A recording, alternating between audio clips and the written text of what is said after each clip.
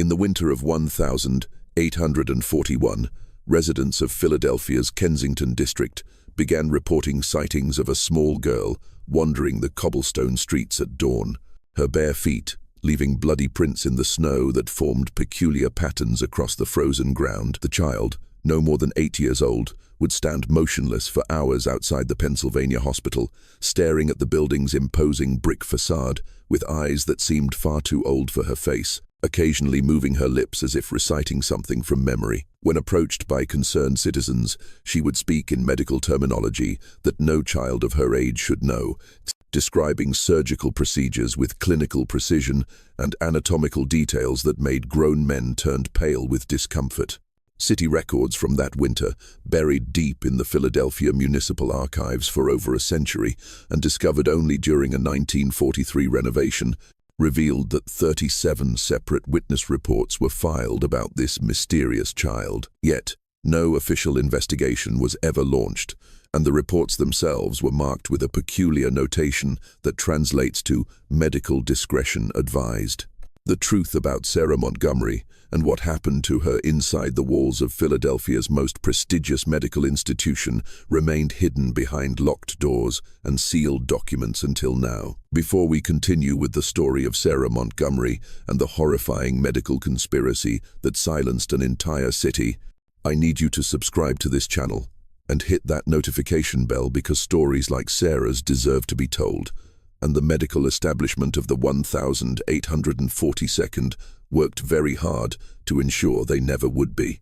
And please, let me know in the comments what state or city you're listening from. You might be surprised how close to home these dark secrets really are, because what happened in Philadelphia was far from an isolated incident. The story that follows will take us deep into the shadowed halls of 1842nd Medical Science, where the line between healing and harm was dangerously thin, where human experimentation was considered a necessary evil for the advancement of knowledge, and where a young Irish immigrant girl became the unwilling subject of experiments that would have horrified even the most hardened physicians of our Mo era. Philadelphia in 1841 stood as America's undisputed medical capital, a city where the nation's brightest minds gathered to push the boundaries of scientific knowledge in ways that would be unthinkable today. The Pennsylvania Hospital, founded in 1751 by Benjamin Franklin himself, attracted physicians from across the Atlantic who came to study under America's most renowned medical professors. The city boasted more medical schools per capita than any other American metropolis, and its physicians published more research papers than their counterparts in Boston, New York, and Baltimore combined. But beneath this veneer of scientific progress lurked darker truths about how medical knowledge was acquired in an era before ethical oversight, patient consent, or government regulation of medical practice. The concept of informed consent would not emerge for another century, and the idea that medical experiments required approval from oversight committees was entirely foreign to physicians of the 1842nd. In this environment, ambitious doctors operated with a freedom that would be considered criminal today, particularly when their subjects came from the city's most vulnerable populations. The city's Kensington district, where Sarah Montgomery first appeared that winter, housed successive waves of Irish immigrants fleeing the potato blight that would soon devastate their homeland entirely. These families, desperate and destitute, crowded into ramshackle tenements along the Delaware River, where cholera outbreaks claimed entire families within days. Industrial accidents maimed workers with horrifying regularity, and children often disappeared into the city's notorious orphanages, never to be seen again. The mortality rate in Kensington exceeded 30% in some years, and city records from the period show that immigrant children had a life expectancy nearly 15 years shorter than their counterparts in Philadelphia's wealthier districts. It was here, among the forgotten poor who had no political voice and few legal protections, that certain members of Philadelphia's medical establishment found their most vulnerable and convenient subjects for experimental procedures that would never have been attempted on patients who could afford legal representation or had connections to the city's political elite. Dr. Cornelius Thorne had built his reputation on revolutionary treatments for what physicians of the era euphemistically called hysteria, nervous disorders, and melancholia, conditions that encompassed everything from what we now recognize as depression and anxiety to more severe psychological trauma. His private practice on Walnut Street, housed in a magnificent four-story townhouse that had once belonged to a signer of the Declaration of Independence, catered exclusively to Philadelphia's wealthiest families, who paid astronomical sums for his pioneering therapies involving mercury compounds imported from European mines, opium derivatives processed in his own private laboratory, and electric AL stimulation devices that he had personally designed after studying similar equipment in London and Paris. Thorne's published papers in the American Journal of Medical Sciences had earned him international recognition, with physicians from as far away as Vienna and Edinburgh traveling to Philadelphia to observe his methods. His correspondence with European colleagues, preserved in the archives of the College of Physicians of Philadelphia, reveals a man obsessed with pushing the boundaries of medical knowledge, regardless of the human cost. In a letter to Dr. Hinrich Zimmermann of the University of Heidelberg, Thorne wrote, "The advancement of medical science requires a willingness to explore territories that conventional morality might consider forbidden. Our oath is to healing, but healing on a grand scale sometimes demands sacrifices that individuals cannot understand." Yet few question the source of his extensive case studies on childhood psychological disorders, research that required access to dozens of young subjects over extended periods. Access that would have been impossible through legitimate medical channels, given the limited number of wealthy families willing to subject their children to experimental treatments. Sarah Montgomery's parents, Bridget and Seamus, had arrived in Philadelphia aboard the merchant vessel Celtic Dawn in September 1840, carrying nothing but their 8-year-old daughter, a few personal belongings wrapped in oiled cloth, and dreams of escape from Ireland's grinding poverty that had already claimed Bridget's parents and 2 siblings to starvation and disease. Seamus found back-breaking work in the textile mills that lined the Schuylkill River, earning wages that barely covered rent on a single room, while Bridget took in washing from wealthy households in Society Hill, scrubbing clothes by hand in water so cold it left her fingers cracked and bleeding throughout the winter months. They rented their meager accommodations in a Kensington boarding house owned by Mrs. Agnes Kellerman, a German immigrant who had fled Prussia in 1838 under circumstances she never fully explained, but which seemed to involve her late husband's political activities and their subsequent persecution by Prussian authorities. Mrs. Kellerman kept meticulous records of her tenants, their occupations, their health, their family relationships, and their financial circumstances, creating detailed documentation that would later prove crucial to understanding Sarah's fate and the systematic nature of what happened to immigrant children in Philadelphia during this period. The winter of 1840–41 proved particularly brutal for Philadelphia's immigrant population, with temperatures dropping to levels not seen in decades and snow accumulating to depths that made travel through the city's unpaved streets nearly impossible for weeks at a time. Seamus Montgomery developed a persistent cough from cotton fibers that gradually worsened into what we now know was pneumoniosis or brown lung disease, a condition that would eventually destroy his respiratory system entirely. As his condition deteriorated and medical bills mounted, physicians charged immigrants double their normal rates. Knowing they had no alternative sources of care, the Montgomery family faced a choice that thousands of desperate immigrant families confronted each winter: surrender their child to one of the city's charitable institutions that promised food, shelter, education, and medical care in exchange for the parents' legal guardianship rights. These institutions, ostensibly operated by religious organizations and medical societies, actually served as pipelines that funneled vulnerable children toward the experimental research that funded Philadelphia's medical advancement, but required subjects who could not protest, escape, or seek legal recourse when procedures went wrong. On the morning of the 15th of January, 1841, Agnes Kellerman made her usual rounds through the boarding house, collecting rent and checking on the welfare of her tenants, when she discovered Sarah Montgomery's room completely empty. The child's few possessions, a worn doll made from scraps of Irish wool, a small wooden cross that had belonged to her grandmother, and the tattered dress she had worn on the ship from Ireland, had all vanished along with the girl herself, and left behind on the rough wooden table was a single piece of paper written in elegant script that clearly belonged to an educated hand rather than the crude writing of working-class immigrants. The note, preserved in Mrs. Kellerman's personal papers and later donated to the Historical Society of Pennsylvania, stated, "The child Sarah Montgomery has been placed in proper medical care for her own welfare and advancement. The family's outstanding debts for medical services rendered to Seamus Montgomery are hereby considered satisfied in full. Further inquiries regarding this placement are neither necessary nor advisable." The note bore an official-looking seal that purported to represent the Philadelphia Medical Society, though subsequent investigation revealed that no such organization existed in any public records, corporate filings, or professional directories of the period.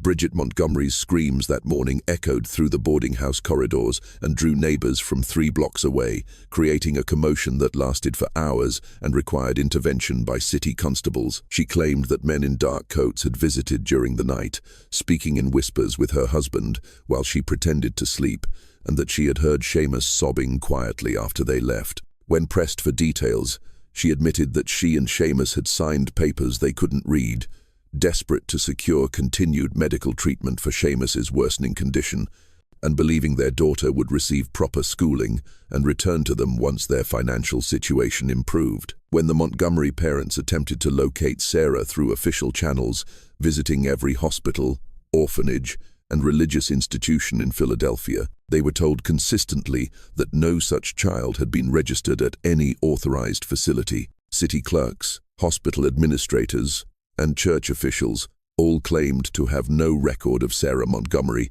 despite the official-looking documentation the family had received. Even more disturbing, when Bridget Montgomery attempted to file a missing person report with city authorities, she was informed that children placed in medical care by parental consent could not be considered missing, and that further investigation would require legal representation the family could not afford.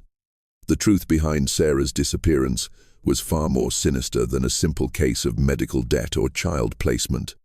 Dr. Cornelius Thorne and a select group of Philadelphia's most ambitious physicians had established what they privately called the Society for the Advancement of Neurological Science, a completely clandestine organization that acquired children from desperate immigrant families under the elaborate guise of charitable medical care and educational advancement. These children became unwilling subjects in experimental treatments designed to test the limits of human psychological manipulation, pharmaceutical intervention, and what Thorne termed cognitive restructuring procedures that attempted to fundamentally alter children's mental development through carefully controlled trauma and chemical intervention. The society operated through a network of intermediaries who identified vulnerable families, legal representatives who created documentation that appeared official but had no legal standing, and medical facilities hidden within Philadelphia's industrial district that bore no resemblance to legitimate hospitals or research institutions. The entire operation was funded through a combination of Thorne's private practice profits, contributions from wealthy families who benefited from his refined treatments, and payments from European medical schools that purchased detailed case studies of his experimental results. Sarah Montgomery was transported that January night to a private facility cunningly hidden within the basement levels of an abandoned warehouse near the Philadelphia port, a building that had once stored imported textiles but now served a much darker purpose. The building, officially owned by the Delaware Medical Supply Company, a shell corporation that existed only on paper, served as the Society's primary research facility, equipped with primitive surgical suites, pharmaceutical preparation areas, and holding cells disguised as children's bedrooms.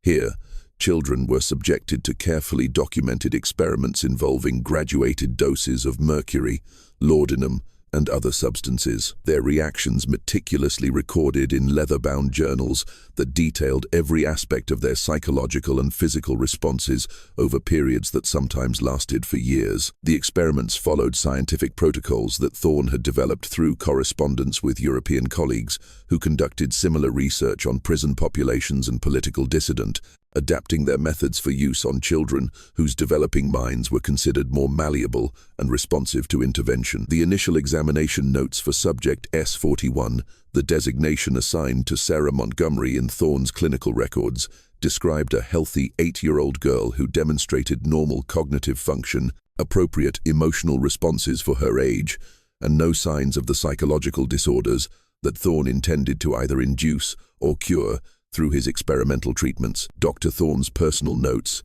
discovered decades later, hidden behind a false wall in his Walnut Street office, revealed his particular interest in Sarah's exceptional memory capacity and her demonstrated ability to learn complex information with unusual rapidity, characteristics that made her an ideal candidate for what he termed accelerated cognitive restructuring experiments. The basement facility where Sarah and other children were held represented the culmination of Thorne's ambitions to create what he called a controlled environment for neurological research. The space had been meticulously designed to eliminate outside influences that might interfere with experimental results, with walls lined with sound-dampening materials, artificial lighting that could be manipulated to disrupt natural sleep cycles, and a ventilation system that allowed for the controlled introduction of various chemical vapors during psychological conditioning sessions. The weeks following Sarah's disappearance brought increasingly strange and disturbing reports from across Philadelphia's medical district.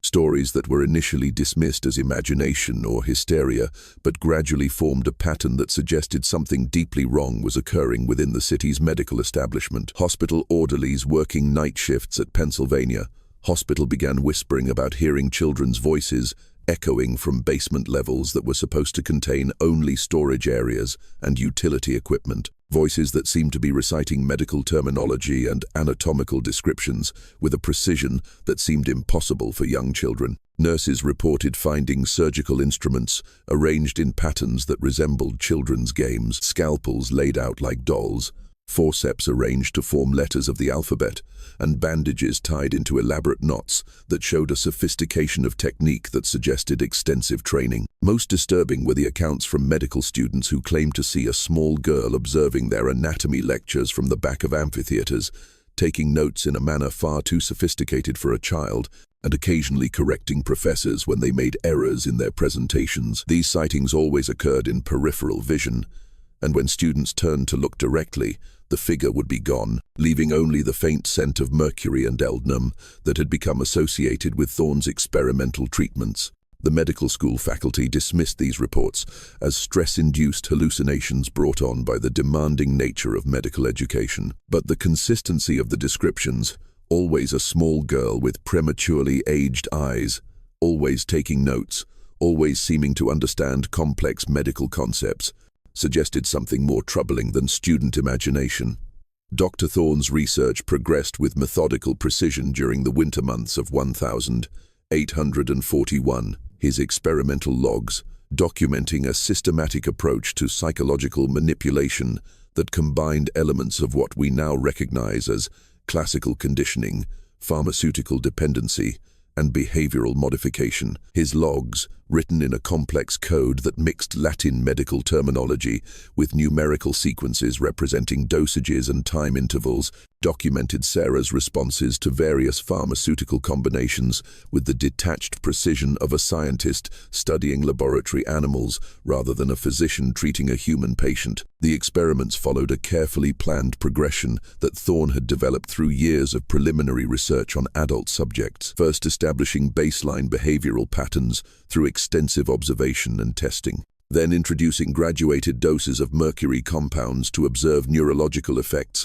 and measure changes in cognitive function, followed by opium derivatives to test pain tolerance and psychological malleability, and finally, combinations of substances designed to create what Thorne termed controllable discs, associative states, in which subjects could be programmed to respond to specific stimuli in predetermined ways. The most chilling entries in Thorne's logs describe Sarah's gradual transformation under the influence of his treatments, a process that he documented with the same clinical detachment that he applied to all his research subjects. Initially, she displayed entirely normal childhood responses: fear, confusion, crying for her parents, and attempts to escape or resist the procedures being performed on her.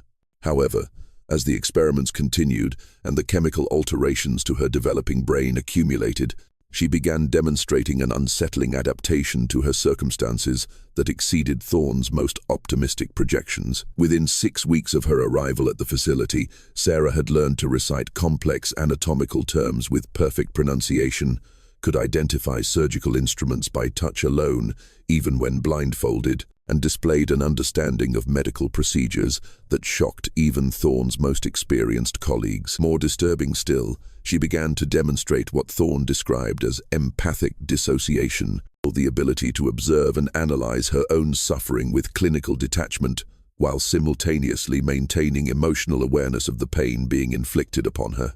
Mrs. Agnes Kellerman, driven by a combination of maternal concern and suspicions, rooted in her own experiences with authoritarian medical practices in Prussia, made repeated and increasingly desperate attempts to gather information about Sarah's whereabouts and condition. Her methodical approach to investigation, inherited from her late husband's work as a political organizer, led her to document every conversation with authorities, every failed attempt to trace Sarah through legitimate channels, and every inconsistency in the official explanations provided by medical and governmental institutions. Her investigation revealed disturbing patterns that extended far beyond Sarah's individual case. She discovered that immigrant families throughout Kensington had reported similar disappearances over the previous 3 years, always following the same pattern. Initial contact by well-dressed men who spoke eloquently about medical care and educational opportunities, official-looking documentation that parents couldn't read but felt compelled to sign, and subsequent complete inability to trace the children through any legitimate institution or authority. Mrs. Kellerman's background: she had witnessed medical experiments conducted on political prisoners in Prussian jails during the 1832nd, made her acutely sensitive to the signs of systematic medical abuse disguised as legitimate research or charitable care. Her detailed records, maintained in a mixture of German and English that made them difficult for casual observers to understand, would eventually provide crucial evidence for investigators who would finally expose the truth about Philadelphia's hidden medical experiments. Meanwhile, other immigrant families in Kensington began reporting similar disappearances with alarming frequency. The Flanagan boy, age 7, vanished after his parents signed papers for his educational placement at what they were told was a prestigious boarding school. The Kowalski twins, ages 9 and 10, were taken for medical assessment and never returned despite promises that the evaluation would last only a few days. The Riley girl, age 6, disappeared after her mother was convinced that specialized medical treatment would cure the child's persistent nightmares. Each family had been approached by the same well-dressed men who spoke with authority about opportunities for their children, medical care that would address health problems the families couldn't afford to treat, and educational advancement that would lift their children out of poverty permanently. Each family had been desperate enough to believe promises that seemed too good to be true, and each family had discovered too late that the documentation they had signed contained legal language that permanently surrendered their parental rights under circumstances that made legal challenges impossible. The warehouse facility where these children were held had been transformed into a grotesque parody of a legitimate medical institution, complete with research libraries, surgical suites, and educational facilities that served the dual purpose of advancing Thorne's experimental agenda while creating the illusion that the children were receiving beneficial treatment. The children were taught to assist with each other's examinations, to record symptoms and reactions with clinical precision, and to maintain emotional detachment even as they witnessed procedures that would have traumatized adult observers. They were rewarded for compliance with better food, warmer clothing, books, and educational materials, and the constant promise that their cooperation would eventually lead to their return home to families who, they were told, were eagerly awaiting their return. The psychological manipulation was so sophisticated that many of the children began to believe that they were privileged participants in important medical research rather than victims of systematic abuse, a transformation that Thorne documented with evident satisfaction in his research notes. Spring brought new challenges and opportunities to Thorne's secret operation.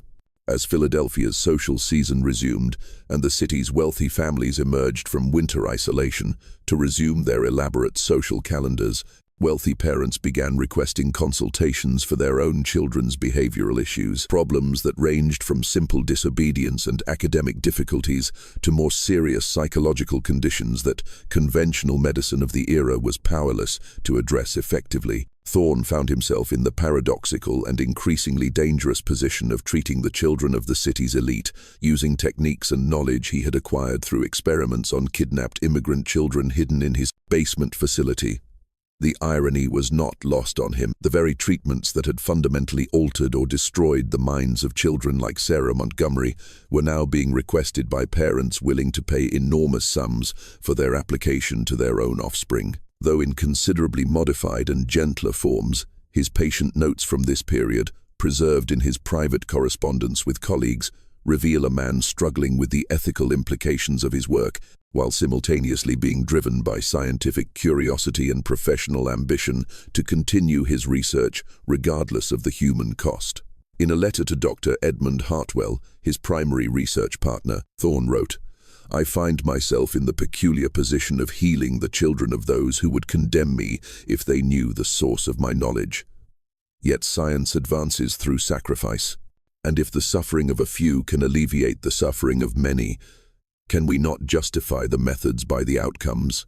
Sarah herself had become Thorne's most successful and simultaneously most disturbing case study during the months of her captivity. After extensive pharmaceutical manipulation and psychological conditioning that would be recognized today as systematic torture, she displayed what he termed adaptive dissociation, a psychological condition he had deliberately induced that allowed her to shift between different personality states depending on her circumstances and the demands placed upon her by her captors. When undergoing medical procedures or participating in experimental protocols, Sarah would become clinically detached, observing her own treatment with the dispassionate precision of a trained physician rather than the normal emotional responses of a child experiencing pain and trauma. She would take notes on her own reactions, suggest modifications to experimental procedures that might yield better data, and engage in clinical discussions with Thorne and his colleagues about the psychological and physiological effects of their interventions. When not being actively experimented upon, she would revert to childlike behaviors, though these seemed increasingly artificial and performative, as if she were consciously playing the role of a child rather than actually being one. She would ask for dolls and games, express interest in stories and songs, and display affection toward the adult researchers who were simultaneously her captors and tormentors. This ability to compartmentalize her experiences represented exactly the kind of psychological breakthrough that Thorne had been seeking, though the human cost of achieving it was becoming increasingly apparent even to him. The other children in the facility, by spring 1841, the total had grown to nearly 15, began to display varying degrees of fear toward Sarah, though they struggled to articulate the reasons for their unease. She had learned to anticipate Thorne's experiments with uncanny accuracy, preparing herself mentally and physically for procedures in ways that suggested an understanding of medical science far beyond her years or the scope of her direct experience. More disturbing still, she had begun assisting with procedures performed on other children, displaying a combination of childish curiosity and clinical precision that unnerved even Thorne's most hardened assistants. She would comfort younger children during painful procedures while simultaneously collecting data on their responses for inclusion in Thorne's research notes, creating a situation in which the victims of the experiments were being used to facilitate further victimization of their fellow captives. Dr. Edmund Hartwell, Thorne's primary research partner and the co-founder of their clandestine society, began expressing serious concerns about the direction and implications of their work as spring progressed, and the scope of their experiments expanded beyond their original intentions. His personal correspondence, later discovered among his estate papers following his death in 1847, revealed growing alarm at Sarah's condition and the psychological transformations occurring in other long-term subjects under their care. In a letter to his brother in Boston dated the 3rd of April, 1841, Hartwell wrote, The Montgomery child has developed capacities that suggest our interventions have fundamentally altered her neurological development in ways we did not anticipate and cannot fully control. She demonstrates knowledge acquisition rates that exceed those of our most advanced medical students, yet displays emotional responses that shift with disturbing rapidity between artificial childishness and clinical detachment that rivals our own professional demeanor. I fear we have created something that neither medical science nor human compassion can adequately address, and I question whether our pursuit of knowledge justifies the permanent damage we have inflicted upon developing minds. The spring of 1841 also brought increased attention from Philadelphia's reform-minded citizens, particularly those involved in early advocacy for immigrant rights and child welfare. The Pennsylvania Society for the Prevention of Cruelty to Children, though not officially established until decades later, had informal advocates who began investigating reports of missing immigrant children with the methodical determination that would eventually lead to the exposure of Thorne's operation. Rebecca Stanwood, a young Quaker woman whose family had been involved in abolitionist activities and who applied the same moral fervor to child welfare issues, had been documenting disappearances in the Kensington district for several months, creating detailed records that connected multiple cases to similar patterns of official indifference and systematic obstruction of parental attempts to locate their missing children. Stanwood's investigation methods were sophisticated for the era, combining traditional record-keeping with innovative approaches to documentation that included detailed interviews with affected families, systematic mapping of disappearance patterns, and careful analysis of the official responses or lack thereof from city authorities. Her work revealed not just individual cases of missing children, but evidence of institutional corruption that enabled and protected systematic child trafficking for medical experimentation. Her investigation led her directly to Mrs. Kellerman, whose German background and linguistic skills made her invaluable in communicating with immigrant families from various European countries who often struggled with English and were intimidated by official authorities. Together, they began mapping the disappearances across ethnic and geographic lines, noting the common elements that connected cases despite the apparent randomness of individual incidents. Their collaboration revealed that the missing children shared specific characteristics. They were all from families in severe financial distress.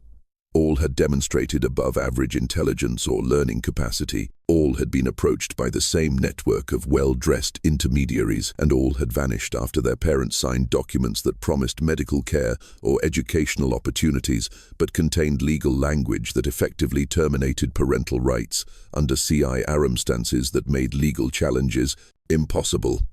By summer 1841, the secret facility had expanded significantly to accommodate a growing population of child subjects, with the warehouse basement now housing nearly 20 children ranging in age from 6 to 12 years old. The space had been systematically modified to include multiple primitive surgical suites, an extensive pharmaceutical preparation area, detailed record-keeping facilities and living quarters that bore increasingly little resemblance to children's bedrooms and more resemblance to institutional housing designed for long-term containment rather than temporary care. Thorne's experiments had evolved beyond simple drug trials and psychological conditioning to include what he termed behavioral modification through controlled trauma, a systematic approach that involved exposing children to carefully calibrated physical and psychological stressors designed to break down their natural resistance to authority while simultaneously enhancing their capacity to absorb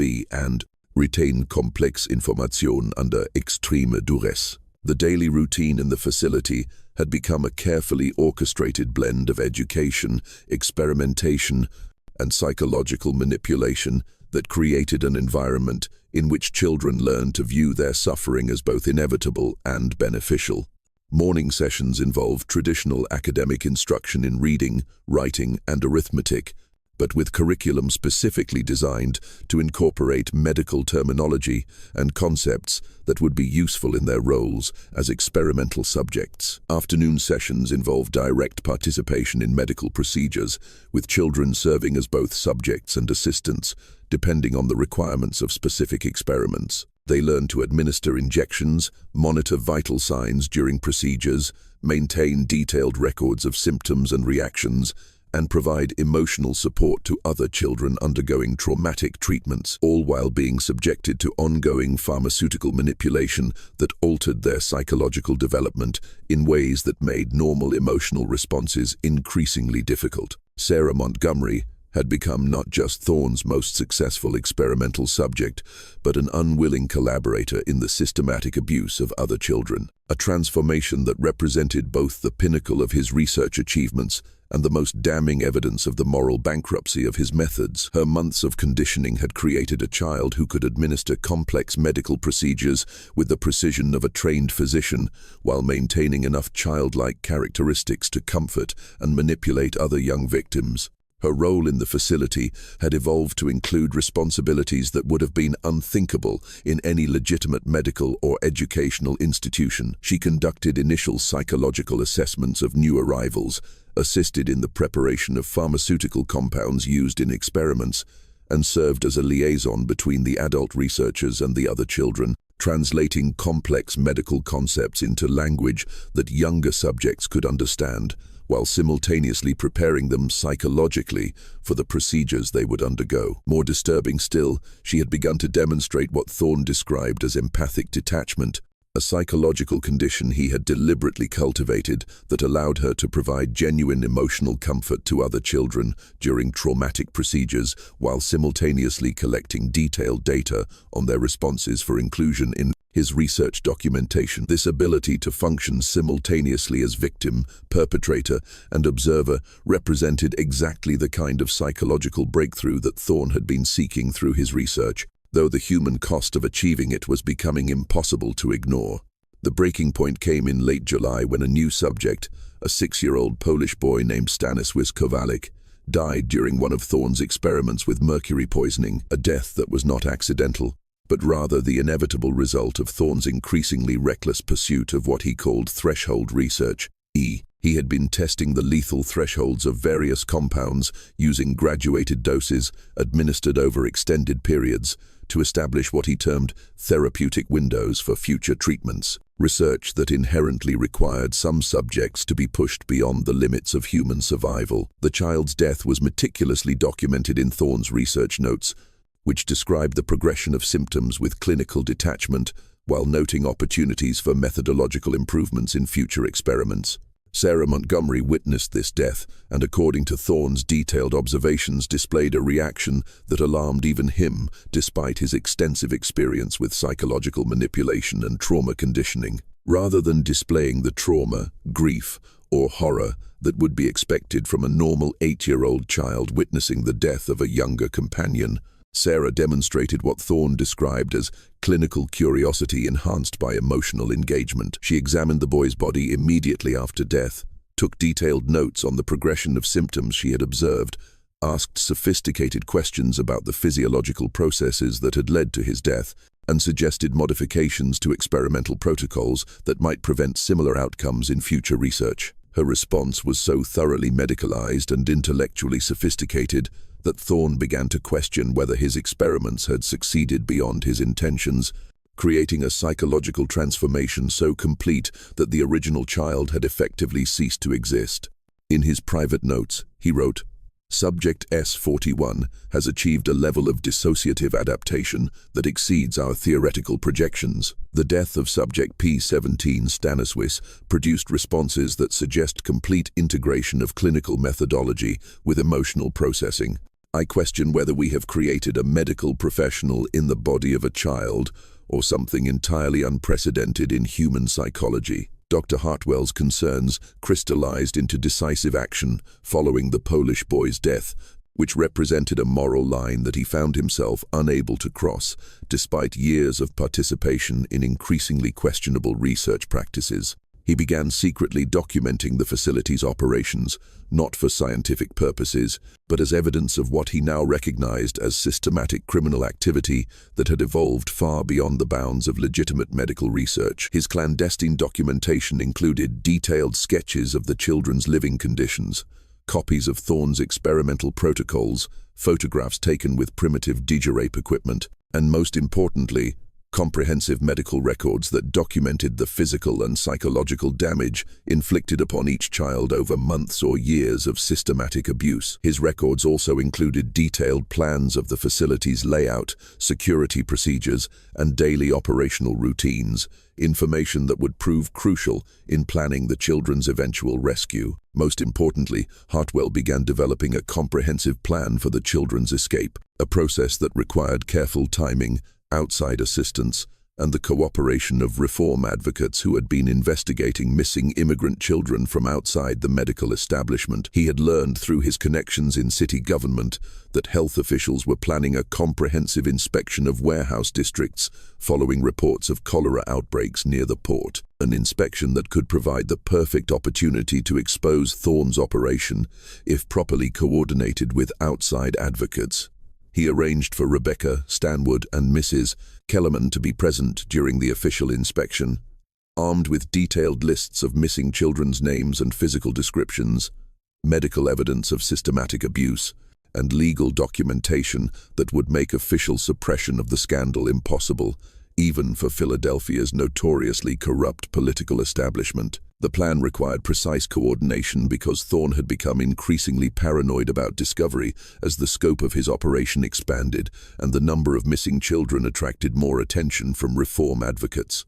He had established elaborate security procedures, maintained detailed records on city officials who might pose threats to his operation, and developed contingency plans for destroying evidence and eliminating witnesses if exposure became imminent. On the morning of the 3rd of August, 1841, as city inspectors approached the warehouse district as part of their official investigation into public health concerns, Thorne made a desperate decision that would ultimately lead to his downfall, but nearly result in the deaths of all the children under his control. Rather than face exposure, prosecution, and the destruction of his medical career, he decided to eliminate all evidence of his activities, including the children who represented the most damning proof of his crimes. He prepared massive doses of laudanum mixed with mercury compounds, intending to administer lethal injections to all subjects while documenting their deaths as casualties of a cholera outbreak that had supposedly spread through the facility before official inspectors arrived. His plan was to claim that he had been operating a charitable medical facility for immigrant children when disease struck,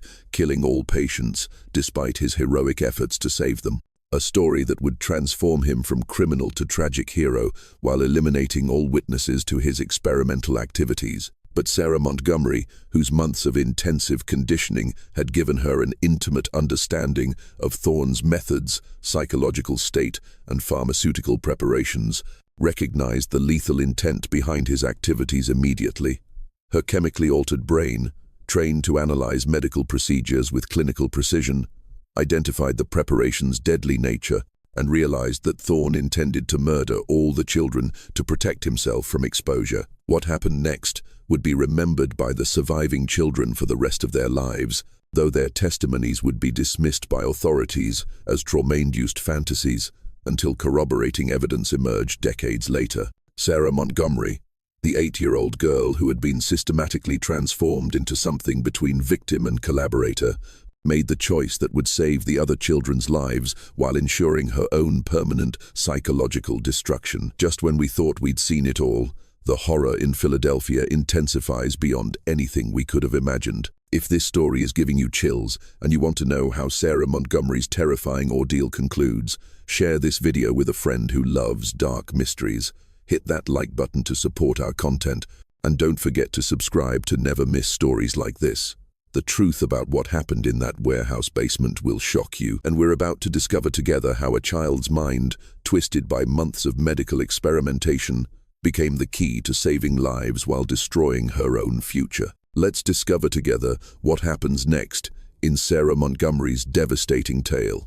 Sarah Montgomery's final confrontation with Dr. Cornelius Thorne in the basement laboratory of the warehouse facility revealed the full, horrifying extent of what his months of systematic experimentation had created. Not just a traumatized child, but something unprecedented in medical literature, a 8-year-old mind that had been chemically and psychologically restructured to function with the clinical precision of a trained physician while retaining the emotional needs and vulnerabilities of a young child.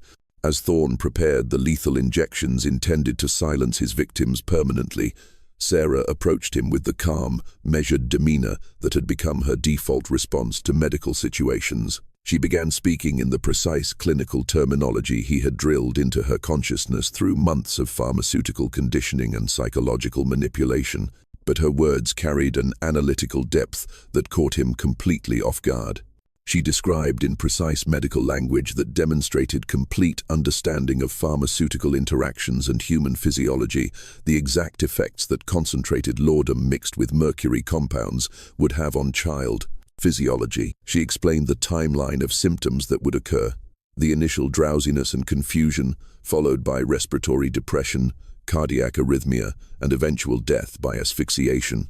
But more importantly, she detailed the specific ways in which the deaths would be discovered and analyzed by investigators, despite his efforts at concealment. Her words stopped Thorne cold because they revealed not just medical knowledge, but strategic thinking that exceeded his own planning capabilities. Here was an 8-year-old child speaking with the authority and analytical precision of a trained physician, calmly explaining why his plan would fail from both medical and investigative perspectives. She pointed out details he had overlooked in his desperation: the distinctive odor of concentrated opium that would linger in the warehouse for days, the pattern of chemical burns on the children's throats that would indicate forced ingestion, and the fact that Mrs. Kellerman had already provided investigators with detailed physical descriptions of the missing children that would make identification inevitable, even if their faces were damaged by the poisoning process. But Sarah's intervention wasn't motivated by heroism or moral awakening in any conventional sense. Her months of conditioning had created something far more disturbing than a child who had learned to resist her captives. They had created a child whose primary motivation had become clinical curiosity about human suffering and psychological breakdown. She wanted to observe what would happen when the authorities arrived. She wanted to document Thorne's psychological disintegration under pressure.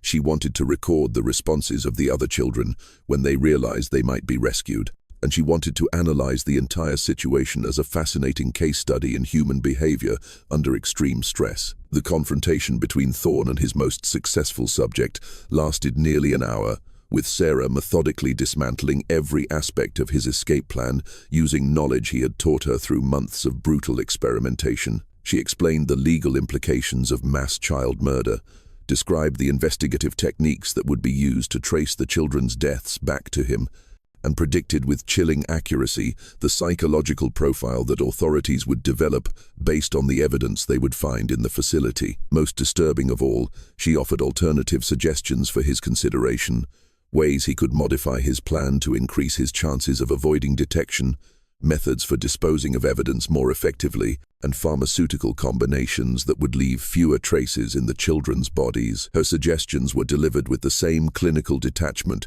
she had learned to apply to her own suffering, as if she were discussing an interesting theoretical problem rather than the planned murder of herself and her fellow captives. The other children watched in terrified silence as their 8-year-old companion demonstrated a grasp of human psychology, medical science, and criminal methodology that exceeded that of their adult captor. Some of the younger children began crying, not from fear of death, but from the horror of realizing that Sarah had become something that was no longer entirely human in any recognizable sense. When the warehouse doors finally burst open and city inspectors flooded into the basement facility, they found a scene that defied comprehension and challenged every assumption about childhood, innocence, and the limits of human psychological adaptation. Dr. Cornelius Thorne sat motionless in a chair, staring at a small girl who was calmly explaining to the other children what would happen next, how they would be questioned, what they should say to minimize additional trauma to themselves, and why some of their memories might seem unclear due to the pharmaceutical treatments they had received over the preceding months. Rebecca Stanwood's detailed testimony preserved in the Philadelphia Historical Society archives described finding children who seemed to exist in different stages of psychological development simultaneously. Some displayed the innocence and trauma responses expected of abused children, crying, seeking comfort, asking for their parents, and showing obvious signs of physical and emotional damage. Others, particularly those who had been in the facility longest, demonstrated knowledge and behavioral patterns that seemed impossible for their ages, speaking in medical terminology and displaying emotional responses that seemed artificially constructed rather than genuinely felt. Sarah Montgomery stood apart from all of them, existing in a category that the investigators had no framework for understanding. When questioned by city officials, she provided detailed accounts of the experimental procedures with the precision of a trained medical observer, described the facility's layout and operational procedures with architectural and administrative accuracy, and explained Thorne's research methodologies using technical language that the investigators had to have confirmed by consulting with other physi. Yet between these clinical recitations, she would suddenly revert to asking for her mother, expressing concern about a lost doll, or crying over minor disappointments. Displaying the emotional needs and responses of the 8-year-old, she still was beneath the layers of psychological conditioning and pharmaceutical manipulation that had transformed her into something unprecedented in medical. Lit. A reacher, Dr. Thorne never stood trial for his crimes. Within 6 hours of the facility's discovery, he was found dead in his Walnut Street office, apparently from a self-administered overdose of the same mercury compounds he had used in his experiments. His suicide note, written in the same clinical language he had used throughout his research documentation, described Sarah Montgomery as the most successful and most tragic outcome of our investigations into the malleability of human consciousness, and concluded with the observation that science demands sacrifices, but perhaps some knowledge is too terrible to possess. The official investigation into what became known in Philadelphia newspapers as the Kensington Children Incident lasted 6 weeks and concluded with findings that satisfied no one involved, not the families of the victims, not the reform advocates who had worked to expose the crimes, and certainly not the medical establishment that found itself under unprecedented scrutiny for the first time in the city's history.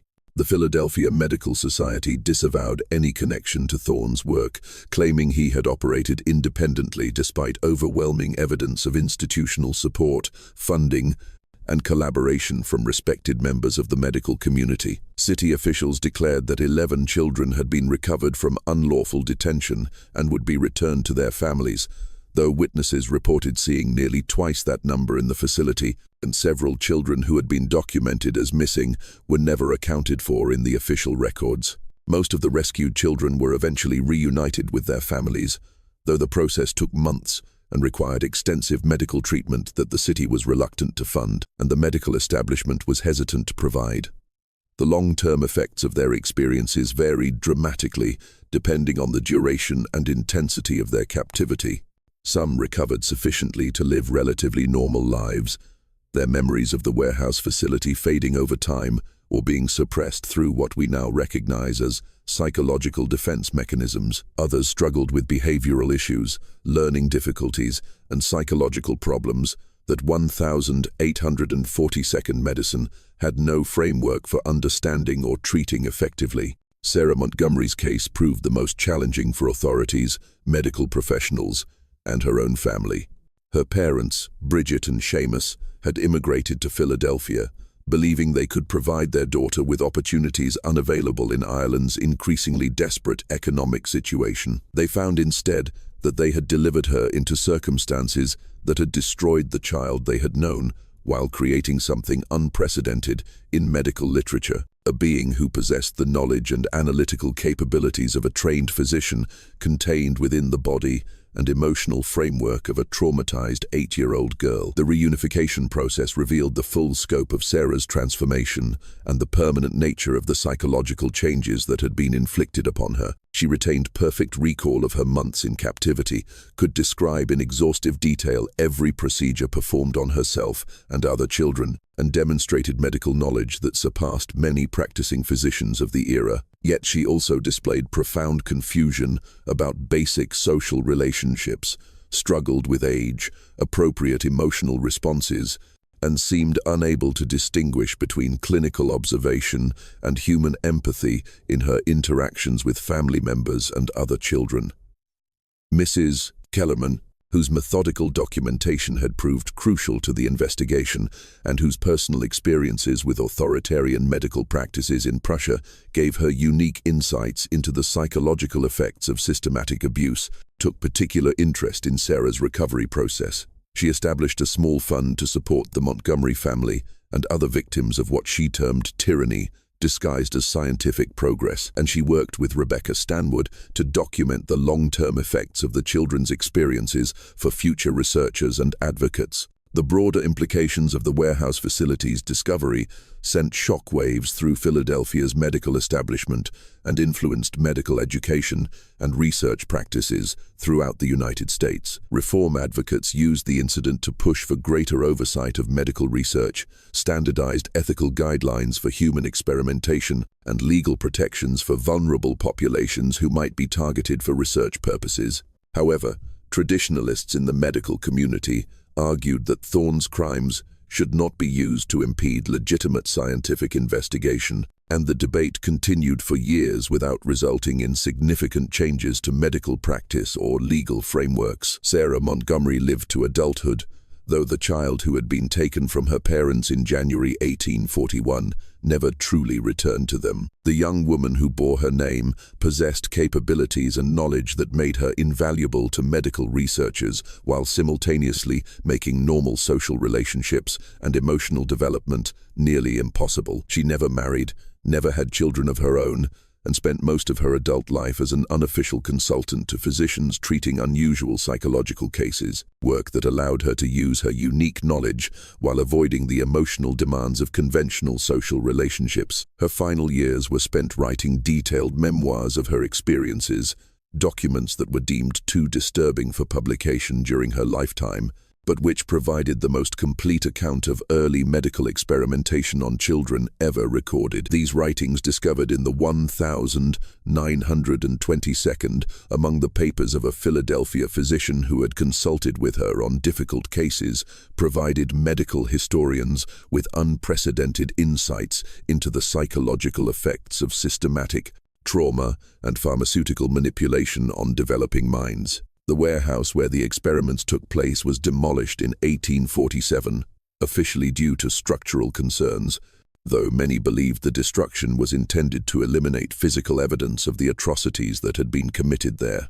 The site now lies beneath a parking lot in Philadelphia's Northern Liberties neighborhood, unmarked except for a small plaque installed by the Pennsylvania Historical Society in 1991, exactly 150 years after Sarah Montgomery's rescue. This mystery shows us how the pursuit of scientific knowledge without ethical constraints can create horrors that exceed the worst intentions of individual criminals. The boundary between healing and harm, between research and exploitation, remains as relevant today as it was in 1841 Philadelphia. Sarah Montgomery's story reminds us that some knowledge comes at costs too terrible to justify, and that the most vulnerable members of society often pay the highest price for what we call medical progress. What do you think of this story? Do you believe everything was revealed about what happened to Sarah Montgomery and the other children in that warehouse? Leave your comment below and let me know if you think there are still secrets buried in Philadelphia's medical archives. If you enjoyed this tale and want more horror stories like this, subscribe, hit the notification bell, and share with someone who loves mysteries. The darkness of history holds countless secrets, and we've only just begun to uncover them. See you in the next video.